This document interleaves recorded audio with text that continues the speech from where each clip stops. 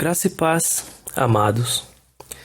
Nesse vídeo, que é o primeiro de uma sequência de 7 sobre o casamento, gostaria que vocês pudessem me acompanhar, se inscrevendo no canal e ativando o sininho para novas mensagens relacionadas.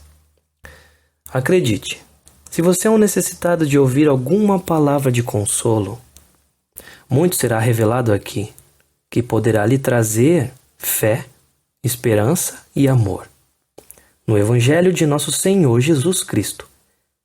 Mas, se não lhe trouxer esses 3 pilares, reveja qual o seu propósito aqui, ok?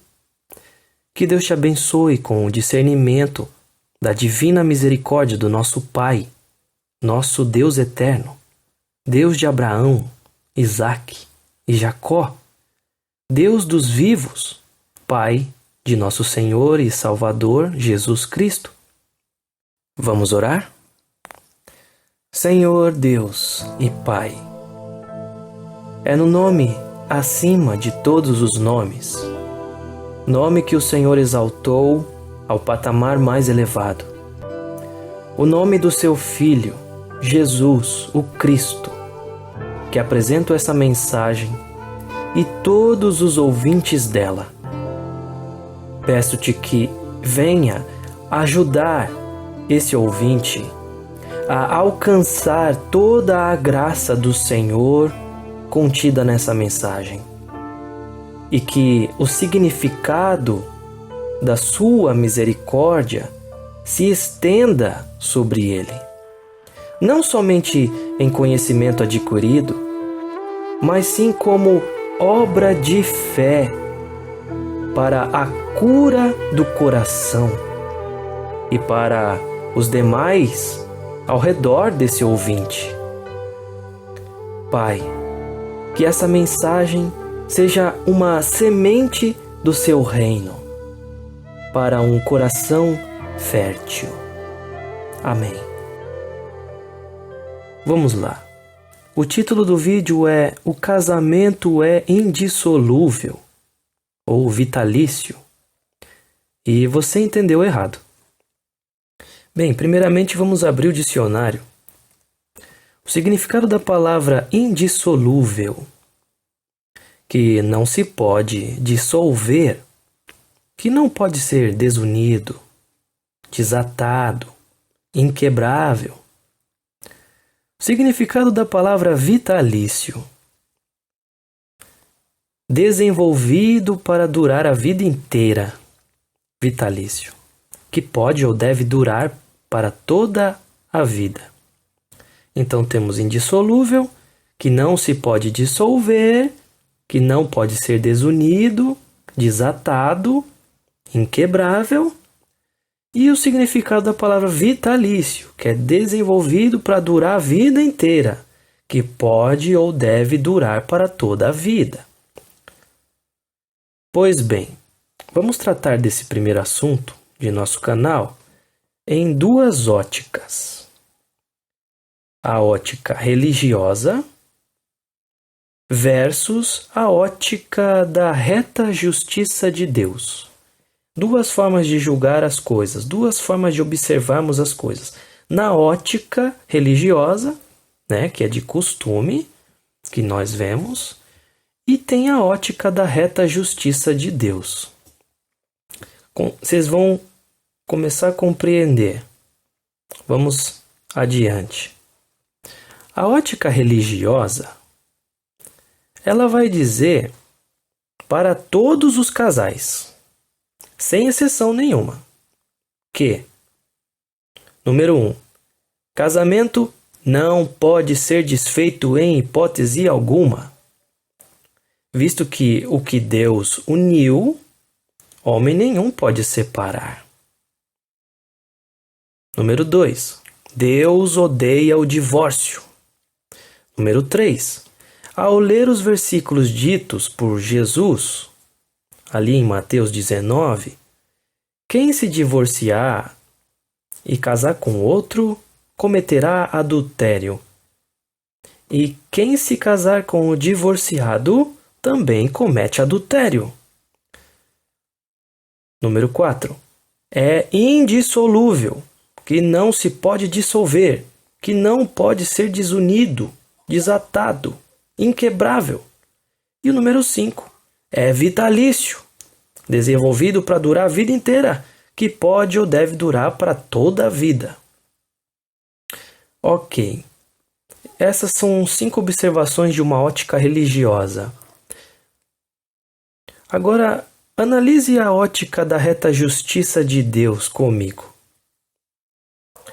A ótica da reta justiça, de julgar da forma reta de Deus, a ótica da reta justiça de Deus, ela é misericordiosa. E vai nos dizer que 1.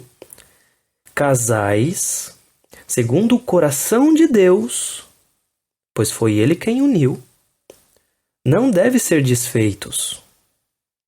Deus odeia, sim, o divórcio, mas deve-se analisar a situação que uniu o casal. Devemos analisar como foi que esse casal se uniu. Número 2. Deus não tem parte com julgo desigual. A gente vai ver isso em 2 Coríntios, capítulo 6, se quiser anotar, versículo 14 e 15. Deus não tem parte com julgo desigual. E se o casal não tem a mesma sincronia espiritual? Fica essa pergunta. Terceiro passo. Há casais que se deram em casamento. Está lá na Bíblia. Mas não foi Deus quem uniu. É um tópico para você pensar. Há casais que se deram em casamento. Alguns já estão entendendo porque tem o Espírito Santo, já estão entendendo. Há casais que se deram em casamento, mas não foi Deus quem uniu. Quarto passo. As palavras de Jesus em Mateus 19 devem ser tratadas de maneira contextual. Tem que ler tudo. Ou seja, para quem Jesus disse isso? Para quem foi? Em que época e situação ele respondeu dessa maneira?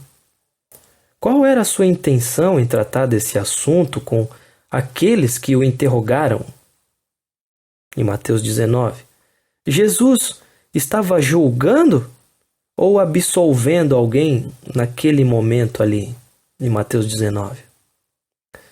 Então, essa forma é a ótica da reta justiça de Deus, analisar as coisas.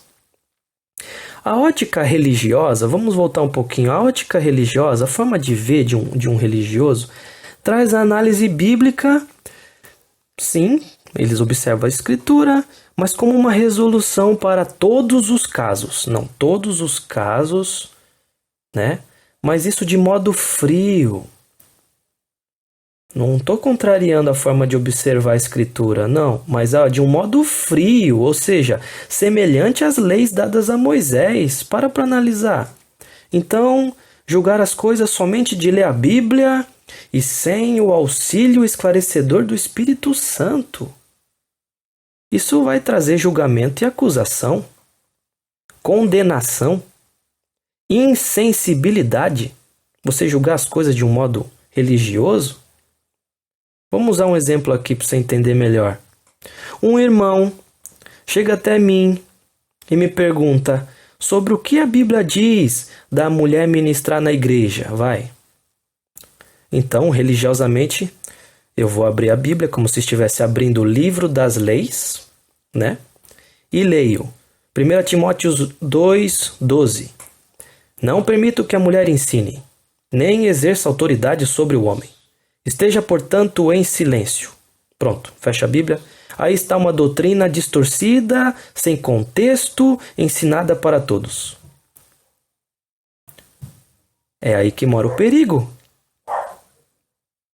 Vou abrir a Bíblia como se estivesse lendo um livro de regras? Não, né? Sendo assim, não precisamos de um advogado fiel. É só lermos as escrituras, julgarmos todas as causas somente de ler e pronto. Para que o Espírito Santo, se nós já temos a Bíblia? É só lermos e julgarmos e aprendermos porque está lá escrito, não é mesmo? Outro exemplo. Diante do tribunal dos céus, vamos ver assim. Deus julgar da seguinte forma: você vai para o inferno porque você matou aquela pessoa. E a pessoa gritar: mas Senhor, eu não matei. Aquela pessoa pulou na frente do meu carro. E Deus gritar: não interessa, está escrito, não matarás. Apartai-vos de mim, maldito. Próximo. Deus julga pelo que está escrito, certo? Errado. Não é dessa forma. Vamos parar para pensar. A ótica da reta justiça de Deus traz a análise bíblica também, como resolução para todos os casos, mas de forma a analisar cada caso particularmente. Bem-aventurados misericordiosos, porque eles alcançarão misericórdia. Mateus capítulo 5, versículo 7. É necessário ver a causa da união conjugal. Como foi o ocorrido? Quem e como são os cônjuges? Como eles se uniram? E etc. Isso é aplicar mais misericórdia no ato da análise. Não é só abrirmos a Bíblia e tratar todos os assuntos da mesma forma, mas sim compreender que quanto aos adúlteros, Deus julgará. Vamos ler Mateus 19? Mateus 19, a partir do versículo 1 até o versículo 9. E aconteceu que, concluindo Jesus essas palavras, partiu da Galiléia e dirigiu-se para a região da Judéia, no outro lado do Jordão. Grandes multidões o seguiam e a todos curava ali. Alguns fariseus chegaram até ele e, para prová-lo, questionaram-lhe: é lícito o marido se divorciar da sua esposa por qualquer motivo? E Jesus lhes explicou: não tendes lido que no princípio o Criador os fez homem e mulher? E os instruiu: por esse motivo, o homem deixará pai e mãe e se unirá à sua mulher, e os dois se tornarão uma só carne? Sendo assim, eles já não são dois, mas sim uma só carne. E, portanto, o que Deus uniu, não separe o ser humano. Replicaram-lhe: então, por qual razão mandou Moisés dar uma certidão de divórcio à mulher e abandoná-la? Ao que Jesus declarou: Moisés, por causa da dureza dos vossos corações, vos concedeu separar-se de vossas mulheres. Mas não tem sido assim desde o princípio. Eu, porém, vos afirmo: todo aquele que se divorciar da sua esposa, a não ser por fornicação, e se casar com outra mulher, estará cometendo adultério. Ok, amados. No item 4, da ótica da reta justiça de Deus que eu citei lá acima, diz assim: as palavras de Jesus em Mateus 19 devem ser tratadas de maneira contextual, não foi? Ou seja, para quem Jesus disse isso? Resposta: para os fariseus. Versículo 3. Em que época e situação ele respondeu dessa maneira? Resposta: após ter chegado de viagem, e foi em resposta aos fariseus que queriam prová-lo. Você pode ver isso no versículo 3. Queriam prová-lo, tentá-lo, em outras versões. Qual era a sua intenção em tratar desse assunto com aqueles que o interrogaram? Resposta: trazer respostas do Pai para os seguidores da lei com o propósito de não discussão. Por isso, os fariseus perguntaram sobre Moisés. O assunto era uma resposta de Deus para os seguidores da lei, uma resposta de Deus para os seguidores de Moisés. Então, uma resposta firme de lei para eles. Jesus estava julgando ou absolvendo alguém naquele momento? Pensa direitinho. Ele estava julgando ou absolvendo alguém naquele momento? Ele defendia algum cônjuge que estava sendo oprimido? Ele acusava algum opressor? Não, não estava julgando ninguém naquele momento.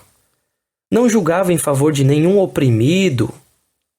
Não acusava a nenhum opressor. Hebreus 13:4. Venerado seja entre todos o matrimônio e o leito sem mácula. Porém, aos que se dão à prostituição e aos adúlteros, Deus os julgará. Deus os julgará. Jesus não veio para julgar. Naquele momento, ele não estava julgando ninguém. Ora, por que somente Deus é que julgará os adúlteros aqui em Hebreus? Não seria porque somente ele é quem sabe quando é caso de adultério e quando não é?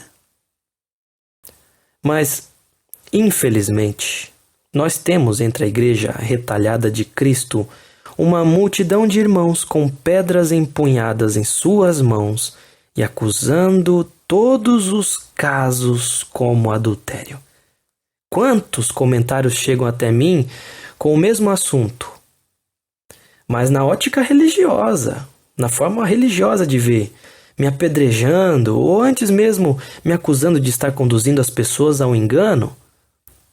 Mas aí eu te pergunto, como posso conduzir as pessoas ao engano na ótica da reta justiça de Deus? Mas irmão, onde está essa ótica de reta justiça de Deus que você tanto fala? A resposta está em Isaías, capítulo 11. Olha o que diz Isaías, capítulo 11, versículo 1 a 5. Vai falar sobre Jesus. Porque brotará um rebento do tronco de Jessé, e das suas raízes um renovo frutificará, e repousará sobre ele o Espírito do Senhor, o Espírito de sabedoria e de entendimento, o Espírito de conselho e de fortaleza, o Espírito de conhecimento e de temor do Senhor. E deleitar-se-á no temor do Senhor, e atenção, não julgará segundo a vista dos seus olhos, nem repreenderá segundo o ouvir dos seus ouvidos, mas julgará com justiça aos pobres, repreenderá com equidade, ou seja, com equilíbrio, aos mansos da terra, e ferirá a terra com a vara de sua boca, e com o sopro dos seus lábios matará ao ímpio. Versículo final. E a justiça será o cinto dos seus lombos, e a fidelidade o cinto dos seus rins. O Senhor não julgará segundo a vista dos seus olhos. Conclusão, para a gente finalizar o vídeo. O casamento é indissolúvel e vitalício. Sim, não discordo disso. Mas desde que a situação seja tratada particularmente na presença de nosso Senhor Jesus. Pois há casos e casos infindos de julgo desigual dentro e fora da igreja. E Jesus está querendo resolver tudo, principalmente em casos de julgo desigual.